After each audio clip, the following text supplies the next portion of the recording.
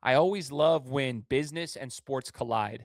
And a couple of weeks ago, I came in contact with our guest today, who is the owner of KipGrip, which are performance grip socks for ballers. And I saw his page and I was going through and I was pretty impressed with everything. So I was connecting with him on social media and we coordinated a time to do this interview. I love talking to people who have not only been in the sports world as competitors, but have taken some of the lessons that they learned there into their business world. But this business is specific to the sports world. And so I want you guys to pay attention. If you guys are interested in, perhaps getting a pair of Kip Grip performance grip socks, or you want, your team to be outfitted in them, like get them all fitted up with the Kip Grip socks, check this out. We got the links in the description for the website and the Instagram pages and everything there so that you can connect with them. But listen to the podcast, hear the story behind Kip Grip performance grip socks. There's more to it than just a brand, right? This is why I do this podcast, so I can hear about the reason behind things and learn about the person who started it and see the why behind the whole entire brand. And so I hope you guys enjoy this episode because it's a really, really cool opportunity to learn from a young entrepreneur who is writing his own story by creating this brand and reaching out to athletes and being that brand that's supporting youth athletes and being that brand that's out there doing their thing.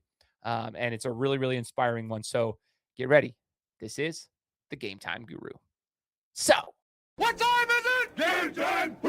This is the Gametime Guru podcast, where I interview sports figures from all over the world to help deliver a panoramic view on sports. So whether you're a former athlete, one of the crazies, or simply a casual sports fan, this is the perfect show for you as we peel back the curtains and learn from our guests every single week. I'm your host, Shane Larson, and I'm helping you see sports through a different lens. What's going on, everybody? Welcome to another episode of the Gametime Guru podcast. Shane Larson here, your host of the show for the last 9 years. Excited to have you guys with us for another interview. You guys who have been with me since the beginning know that we do this every single Friday. 6 a.m. Mountain Standard Time on Friday mornings are when these podcasts launch. So if you guys want to tune in, that's 8 a.m. Eastern for anybody else. That's maybe you're on the other side of the globe and you're trying to figure out what's that time zone for me. 8 a.m. every single Friday, 8 a.m. Eastern every single Friday. We have these episodes that launch. And so as you guys heard in the introduction, this is a good opportunity for me to combine the sports world with the business world. I came across this profile on social media because a media guy that I actually follow posted it. And I started kind of going through the social media feed. And I was like, I reached out to our guest here and I'm like, dude, tell me about this, And then now, long story short, we're going to be doing an interview here. And that's what I love about this platform and just the opportunity to connect with each other from different sides of the globe. But joining us is I'll call you the CEO, the founder, the owner of Kip Grips. His name is Kiprian Pacoski. So Kip, thanks for joining the show, man. Thanks for having me. It's an honor to be on the show. My first ever podcast, so I'm really excited. Oh, heck yeah, dude. Well, I'm honored to have you on as your first time, man. This is super, super sick. So first off, before we even get into the Kip Grip business model and everything that you got going on there, like and just for everybody's information, as you guys heard in the intro, this is like Kip Grip is grip socks for ballers. It's performance grip socks for ballers. And we're going to learn a little bit more about that.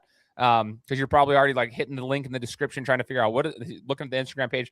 We'll talk to him about that. But Kiprian, I want to rewind the clock a little bit. Talk to me about your background in athletics. So before we even got into the business side of things, let's talk about your background in athletics and how, what sports you've played or been around your whole life. Well, around my whole life, I've played soccer. So ever since I was young, I played soccer and I still play soccer at the moment. When I ventured into high school, I got into basketball. I tried baseball for a little, and also AFL, which is Aussie Rules. That's our sport here. And so now I'm currently playing AFL and soccer at the moment. So I'm playing two sports, but that's roughly my background in sports. So AFL, okay. So this is good. So for a lot of my listeners that are over here in the United States, they know soccer. We understand soccer to a certain degree, but like AFL. Talk to us about Aussie Rules over here and kind of some intricacies of that game. Well, Aussie Rules is like NFL with no pads, and it's on a bigger pitch. It's there's 22 players, 18 on the field, and it's just basically a big grudge match. And it's like whoever's more physical, you got to win the ball. There's plenty of rules to it, but yeah, basically you just got to kick it through the big sticks, and yeah, that's Aussie rules.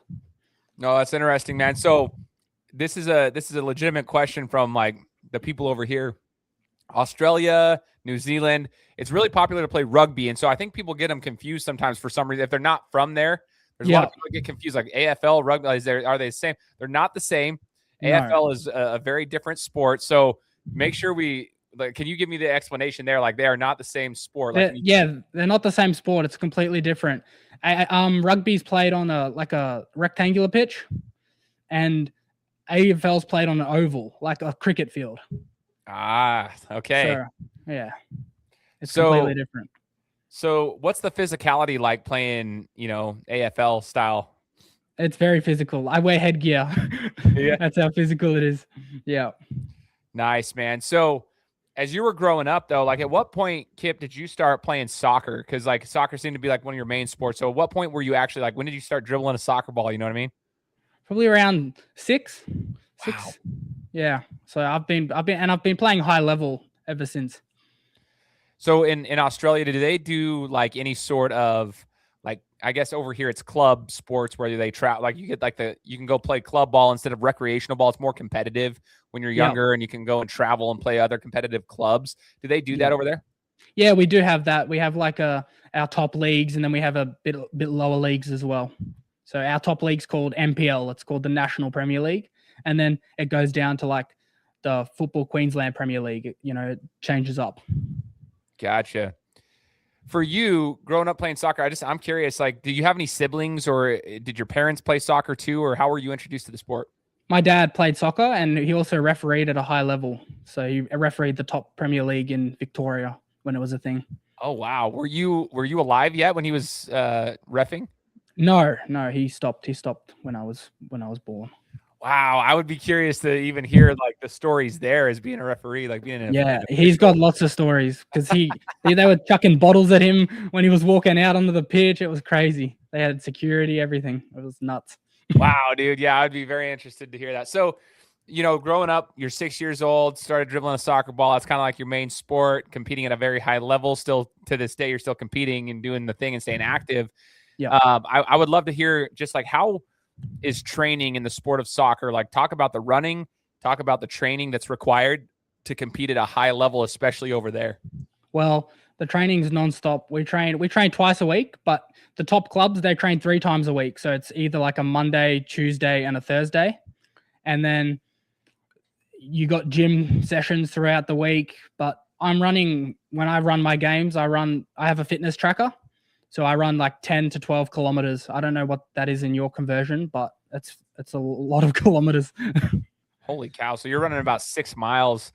A 10K is about 6.25 miles because I do long distance running. So that's how I always track it. It's like 10K. Yeah. Dude, that's crazy. So that's a typical training session for you, is about a 10 kilometers. Well, our training sessions are 6 to 7K. And then our games are 10 to 11. Good golly, dude. There's so much running, but it's more than just running, right? So in the sport of soccer, I've got to understand this because I lived in Brazil for 2 years. So when I was down there, I got to experience it at a very, like, it was very deep. I mean, deeply rooted into the country. And so I was so impressed with it. It's not just cardio and running around. There's agility that's required, but there's a lot of physicality. Like you've got to learn how to jump.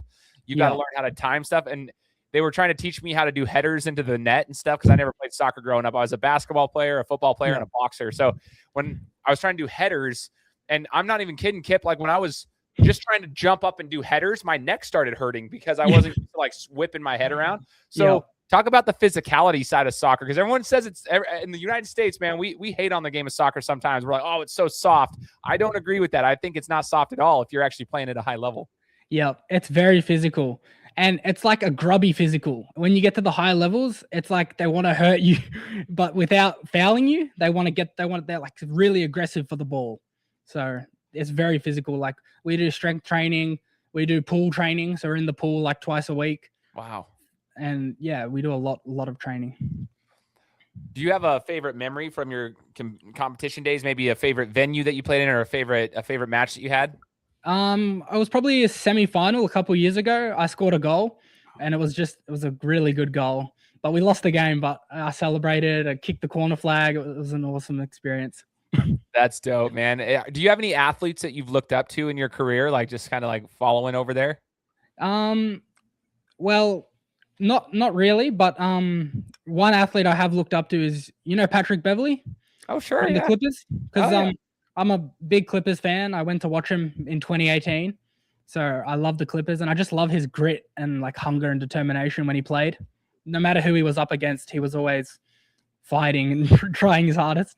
So I really looked up to him. Yo, that's dope, dude. I had no idea. So you're a Clippers fan, one, but two, Yeah. you like Patrick Beverly. That, like, of all the players, man, in the NBA, there's like so many star players. I love Patrick Beverly too, because he's just got that grit, that determination. He just gets under everyone's skin, but he plays hard every single play. That's hilarious, man. I love that. That's super cool. That's not what I was expecting. So that's caught me off guard, brother.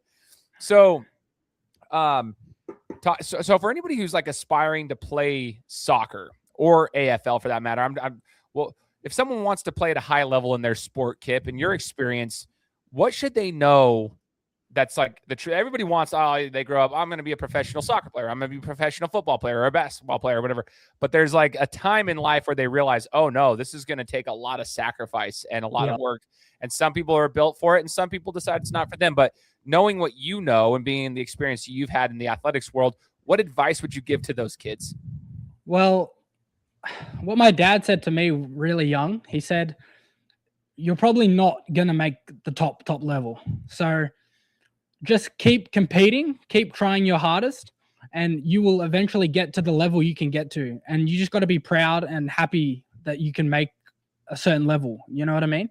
You can make the best level you can make, basically, is what he was telling me from a young age. He said, you're probably not going to make it pro because there's millions and millions of kids that are probably more talented, better athletes. So you just got to have that grit and determination to fight against them and hopefully get to the best point you can get in your sport. Good. I like that. Just kind of come to the realization. I think if you do that at an early age, you understand, okay, I might not be making it pro, but I can still go and do the best that I can in the level that I'm going to be at. I think that's an awesome piece of advice. For those who are over here, I've had a couple of friends of mine who have actually gone to Australia. I've never been there. I'd like to ask you, like, over there. So you're in Australia, right? Like that's where you're at. Okay.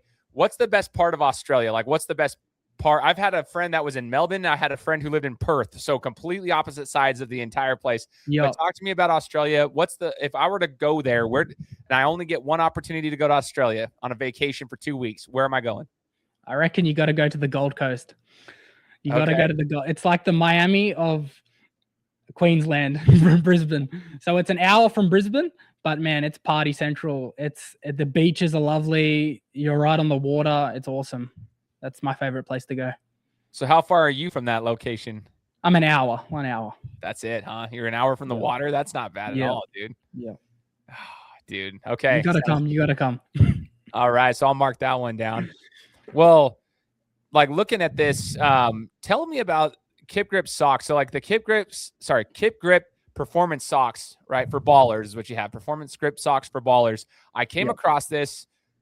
One of the media guys that is like someone who's local around here in my city, like in Idaho, in the state that I live in, posted something. And that's when I was like, hold on a second. What are these? And I go check it out. I'm like, this is pretty sick. I like the branding. I like the logo. And as a marketing director for my profession and my full-time work, I think I love the concept of branding. If you have a good brand, a good logo, and just like a good vibe, I'm like, yeah. So I get to your page, I start talking with you, but I'm just like scamming through your page, and I'm like, dude, this is sick. So talk to me about this. So an athlete, but what stemmed this? Like what got you into these performance grip socks? What are they? Let's just start there and talk about what they even are. So our grip socks they're designed for ballers. So they're really to stop slippage in your shoe. So they really grip in your sole so you don't move around when you're making sharp cuts and turns. So I really wanted to design something that's better than the products that are already out there, because there's already grip socks out there. But I wanted to have a thicker product. I wanted to have a better product. I wanted to, transform what the grip sock is and really like create a better product for the athletes and also an affordable product. See, I love that. So one thing for me, playing basketball and running long distance, I'll tell you this, like running long distances as I've gotten older, one of the biggest issues. Doesn't matter how good your insoles are of your shoes. It doesn't matter, dude. You'll like it. That's the biggest frustration for me is like 8 or 9 miles into a run. If I'm doing like a huge long run, like, a 14, 15K run, Yeah. I get blisters, man, and it freaking sucks. And Yeah. it hinders you from being able to do anything later too, because that you gotta rest after that. So I'm a huge proponent in this type of an invention, this type of a product. But Yeah. from a business side, you wanted to make a better product and so forth. So what did you do at your age, like you're younger and you're getting into the business world? How did you even start with trying to find a manufacturer who could make these products? Well, I started just researching with my father. I put a proposal in. I spoke to my parents. I said, hey, I'm going to save up my money. I'm going to go out on a limb. I'm not going to go to college or university. I'm going to invest all my money into this business and give it a red hot crack. So then I just started searching online, manufacturers. I started emailing, texting people, and then getting samples. So I've spent a couple thousand in samples before we even launched KipGrip. So nobody even knew about it, but I invested money, and it's paying off slowly, but that's how I've learned so much. And I come from a business background. I did a diploma of business in high school. I did a Cert 2 in finance. So I know my way around a business. My dad also has a master's in business, so he helps me heaps. And all that knowledge gained from school, I put into my business. And especially like I did design technology in school as well. So that's helped me do all my graphics. So I do all my graphics and I like highlighting players. I love youth talent. And yeah, that's basically it. That's how I started it. Man, that's freaking cool, dude.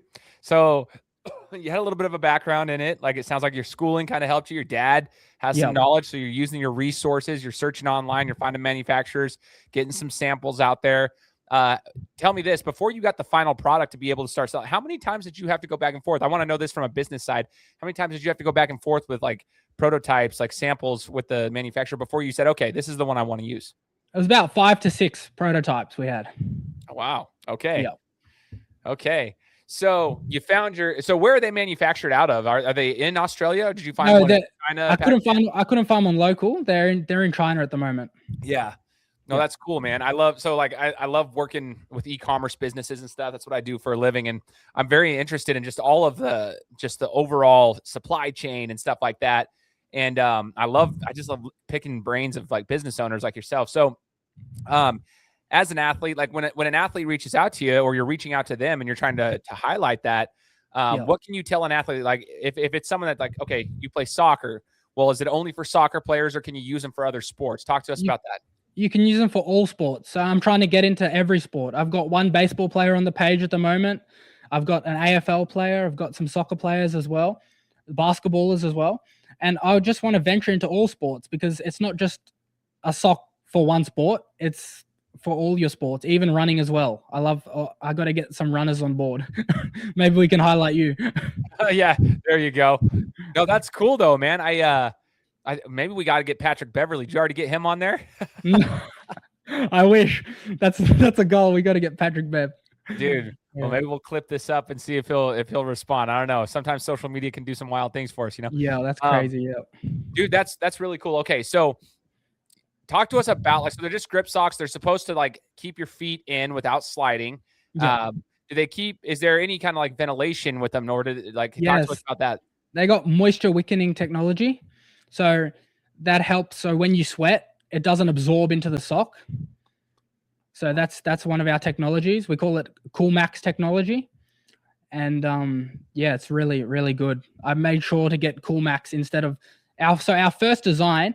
It wasn't the best design of the sock because I'm a bit of a perfectionist. So I didn't design it the best as I could. So then I went back and I had my first 100 batch. I just sent out as freebies. And then I upgraded the fabric, and then yeah, I went from there. So, man, okay, that's so cool though. Like this brings up the next question. As a business owner, what are some of the biggest difficulties? Maybe it was that where you're like, oh, okay, we got a batch sample of this of 100 plus or whatever, and okay, I got to figure this out. What is the biggest hurdle you've gone through so far in this young entrepreneurial journey of yours? Well, the biggest hurdle was that first initial mistake with my design. I designed it with the logo at the top. So when you put your over sock, so in soccer, we cut our club socks and then you put the club sock on top. When you put the club sock on top, it covered our logo, so you couldn't see what it was. So then I designed that strip at the back. As you can see, there's like the strip of the 4 logos. I designed that so you can see them with the over sock. So that was the first mistake. And also, switching off as a business owner is very hard. As it's just me at the moment, it's so hard to switch off because you got people DMing you, you got people emailing you, and it gets to like 10, 12 at night and you're still responding to messages. It's really hard to just take yourself away and actually know that, you know what, there's business hours and you need to give your time rest and to recover so you can go again the next day. Yeah, man. I'm sure that's kind of like what I see with a lot of the business owners that I've been around and someone who's, I run my own stuff too on the side. It's like, that I see that it's very difficult to turn it off. When you're running your own thing, it's very difficult to turn it off because that is your thing. That is your livelihood, essentially. That's something that you have built. So what do you try to do to like turn off for a minute? Like, what are some of your favorite things to do outside of running a business and competing in sports? Well, I've got my German Shepherds. We breed German Shepherds. I have three of them, 2 working lines and 1 show line. And I love my dogs. And we also have horses on the property as well. We live on acreage. So we have 2 horses as well and some chickens. So I just love being outside with the animals to switch off. Oh, dude, that's so cool, bro. I love that. I'm a huge animal guy too. Huge proponent. I like animals more than people. So they're a lot easier to work with. They are, most certainly. And they don't judge, right? You can just tell them everything. You tell them everything you need to. Yeah. Oh man, that's dope. Okay. So, do you study any business owners or read any books from business owners or anything of that nature?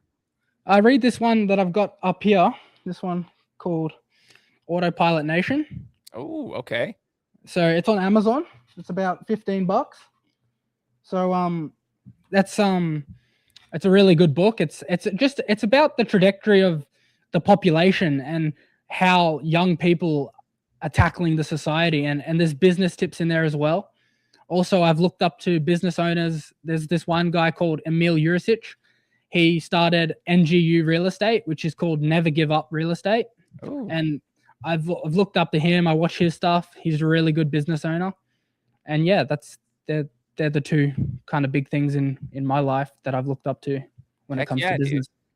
No, I love that. I think it's important for everybody to know, like, you got to have a mentor of some sort, even if you don't ever talk to the person. Like, there are people out there that have some really good stories and some really good insights and wisdom and books, man. Like, I'm 37 years old now. I wish I would have read more books when I was younger. I love reading now. Reading is one of my favorite things. You can gain so much wisdom and insights just from reading a book. So yeah, it's one of those things that I always like to ask business owners if they're reading or what are they reading. So I appreciate you giving the insights there, man.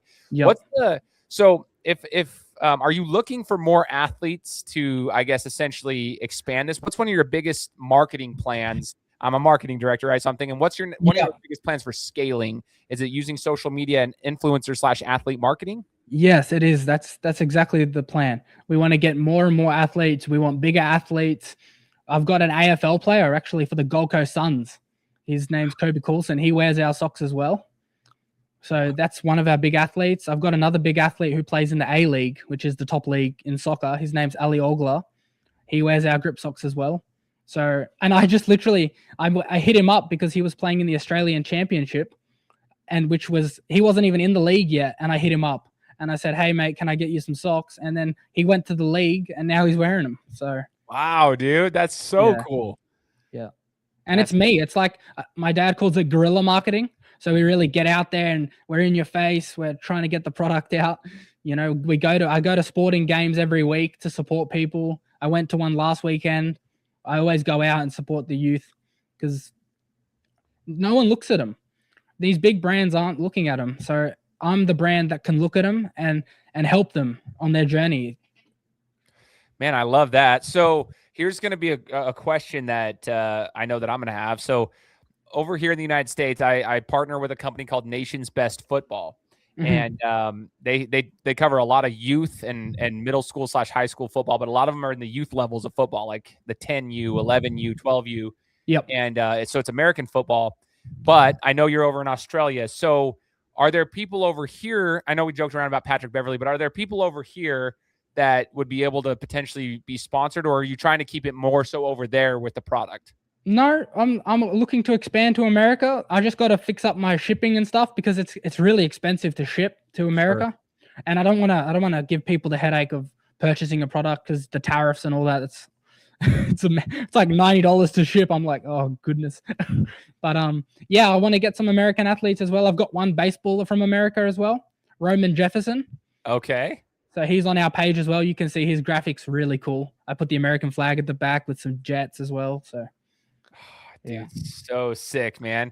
So I'll reach out to my guy Bob Smith over at Nation's Best Football. He and I are business partners, and so Yeah. we can get some teams sorted out. We got team packages as well. I can send 10 pairs to you. You can get your whole team kitted out in KipGrip. Dude, that's so dope. Okay. So tell me this then, Kip. So let's just say somebody comes across this podcast, whether it's today, whether it's in a couple of weeks, whenever it's going to be out there for people to hear. Yeah. What is the best? Like, what if they have questions? Can they do customized ones? Does it come in color? Like, what colors what options do you have? I guess is a question. So currently we have black, we have white, we have white and pink, which are really cool. The girls love the white and pink. And then we got navy coming in this April. Ooh. So I'm looking to expand the range and I'm looking to expand to all colorways, but just at the moment with my budget, I can only do so much. I've got backpacks coming as well. I've got a boot bag, so like a bag for your shoes. So if you want to take the training. So yeah, they can go to kipgrip.com.au. That's got all our range. We've got basketball sleeves. I've sent you the whole package of all our products. So when you get your pack, you've got everything. I hope by the time this launches in a week and a half from the time of this recording that I'll be able to share something. If not, then I'll still be posting about it. That's so sick. So you guys who are listening to this, make sure to hit the link that's in the description here of the podcast. You guys know the drill by now. Just look at the description of the podcast. You got his social media feeds there, but you also have the website there. And then if they have questions, do they have like a support email that's on? Yes, there is an email where you can just DM me straight on Instagram and I'll respond to you. Man, yeah, well, you'll be able to do that for a while until you start blowing up, man. Then all of a sudden it's gonna be like, oh, I might need to have a customer service rep handling this. Yeah. Well, my sister actually, she works for, a company called Ariat. Oh yeah. So she works for Ariat Australia and she's the customer service rep. She won Customer Service Person of the Year award. She's really good. So hopefully she can help me once we get bigger. That's awesome, man. Again, you got resources, man. You got your dad. Yeah. You got your sister now that can help you with CS stuff. That's so cool. Yeah. What are the plans, Kip, like moving forward? If you were to say like a 5-year vision from now, from what you've started so far, then what's the 5-year vision going forward? Wow, that's a hard question to answer. But our 5-year vision, probably to just expand the range, get more products, get new unique products, and just build so I can cater to. You don't want grip socks, but you want an arm sleeve, so you can buy an arm sleeve. If you don't want that, you can buy our wristband. I got these wristbands. See here, it says "Keep it pushing." So if you're ever down and you're like struggling, the one big thing it's about the brand is. I struggled with mental health when I was younger. So I wanted people to keep it pushing. So you got it on your wrist. Whenever you need it, you can always look down and realize and snap out of that moment, because men's mental health, I think, is not talked about enough. And we really do need to talk about it. As we lost Rondell Moore. It's really, really bad. And it's sad that it's not talked enough and recognized most. We have a day called Are You Okay Day in Australia, but that day should be every day. You should check on a mate, And that's the reason I started KipGrip. I wanted people to keep it pushing. That's why it's on all our products. And yeah. That's actually huge, man. And I'm actually appreciative that you mentioned that, because I'm a huge proponent of mental health, especially on the men's side. And I'm not discrediting the women that go through it as well, but there is a big necessity of like bringing more awareness to men's mental health. There's a big deal there. And I love that you have a mission behind it. I'll share this with you too, just because I'm talking to you. So I just launched, I got my first couple samples of my new shirts and stuff for GTG. And on the back, it says Unbreakable and it says battle tested and still standing. and on the front is a shield that's cracked. And so I too have gone, everyone goes through their battles in life and the wars, and they just kind of like their own like fights with whatever. And sometimes you get cracked, but you're still standing. You're all right. You're unbreakable, but you can get cracked, and that's okay. Like, it's okay to do that as long as you just keep going forward. And so I love your message there, because at the same time, I'm trying to make my merch line, and I see you got a message behind it of keep it pushing. I love that, dude. Yeah. I love the message behind it. And that's one thing that I think for businesses, stories sell, right? Stories sell. So if there's a message or a meaning behind something, that's more than just a brand, right? There's a meaning behind it. You can support that. With competing in sports and going into the business world, Kip, and someone who's, like you said, yourself, you've battled through some of the mental health problems and so forth in your life. What is something that sports have taught you that you've been able to take into the business world, like competing in sports at a high level? What have you taken from there into the regular world of business? So it has to be like teamwork. And like sometimes I've been a captain of my sport team. And when you're a captain, you gotta be that brick for your team. So you gotta have that grit and determination, but also get everyone else up and about. So that's one thing I've brought into my business, is now I'm the captain of my business, and I've got to bring that grit and determination every day, even though some days you don't want to do it. Like I actually wanted to close down the business at the start because I was going through some hardship, but then I realized I got to keep it pushing and get to that next step. And I've got to that next step, and look where I am now. I'm on a podcast with you, to sharing my story, which is awesome. That's so cool, bro. That's so cool. You got to keep going. You never know. And that's something, Kip, that I think is so cool to hear you, who are, in the middle of the business venture, but like, I'll share, like, I'm very vulnerable too. Like I had to get out of a pretty tough situation. I was working for a company that I didn't align with. And that was just a month and a half ago, where I was working for this company and it was putting me in a deep depression. I went through a battle every single day, and I was genuinely like depressed. And I was, there were some very dark moments of like, if my wife and kids weren't here, that could have been a problem, And so I was like, I had to get through it. But here I am, I made some moves to get to a new job, take a new job that was going to be better for my mental health, get me out of that toxic environment. And again, here I am 7 weeks after that, where I was in a dark spot, and I'm talking to you here on this podcast, same concept of what you just said. So I think that for those who are listening, take that lesson, because you're learning it from Kip right here on the show. Like, you might be in a dark spot, but you have no idea what's on the other side for you. There's always going to be a lighter day. It seems hard in the moment. It seems easier said than done when you're going through a tough time. Sports are the same. I mean, you're just like grinding through practices, grinding through whatever, but there's always going to be a brighter time eventually. You just got to get through to it. So I appreciate you sharing that, man. So what's the biggest life lesson that you've taken away from sport or from business? Like the biggest life lesson period, maybe it's from your dad or any kind of mentor that you've had that you'd be willing to share with the audience. It has to be keep going, because it's too easy to give in. Like my dad says, you have to just keep going and keep showing up every day, because it's too easy. You got people around you. There's so much tall poppy syndrome in Australia of people trying to just knock you down. But, the real will prevail. And if you don't have that self-belief, it's a lot of self-belief to start a business and keep it going. That's one of the biggest lessons I've learned, is just to trust yourself and know that what you're doing is your venture, not someone else's. Someone else might go to university, might go to college and come out better, but that doesn't have to be the route you want to go. You don't have to become a tradie. You don't have to work, as a laborer. You can, if you have a niche and you want to start it, I just jump on board. If you have that little goal and you have a couple thousand saved up, go invest. Go try something, because if you don't try, you're never going to end up knowing your potential. Dude, I freaking love that, man.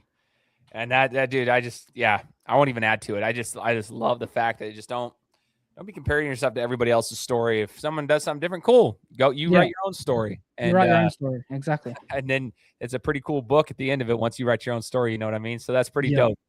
I love that. So as we get near the end of the interview, is there any other advice or anything that you'd like to share, Kip, regarding KipGrip with the performance stocks, or anything about sport in general?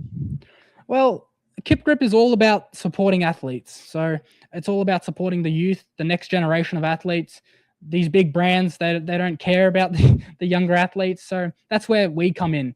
And if you need to talk to us or contact us, you can always message us. We will always get back to you. It doesn't matter if you just want to talk about general life. We're here to help.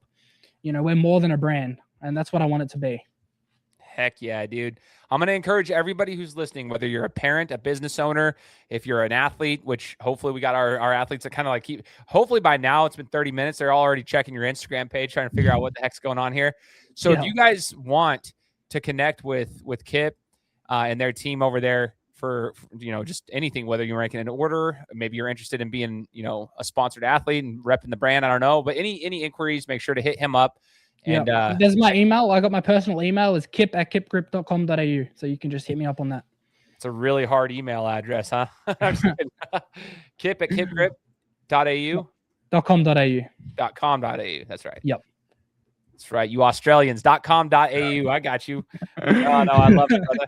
Well, Kip, I just want to say thank you, and I appreciate you, taking the time and being willing to share your story with us on the podcast. That's actually super exciting for me. I'm just really grateful for the chance I got to meet you and chat with you, and I'm going to be rooting for you moving forward. So thank you so much, man. I appreciate you. Yep. Thank you so much for the opportunity. Absolutely, brother. For all those who are listening, make sure that you guys tune in and hit the subscribe button, because we'll be coming to you next week with another interview. Take care. Guys, thanks so much for listening to another episode of my show. Now, if you could go and do me a favor, head over to iTunes, give me 5 stars, and leave me a review, it would be greatly appreciated. Thanks, guys. Appreciate your support.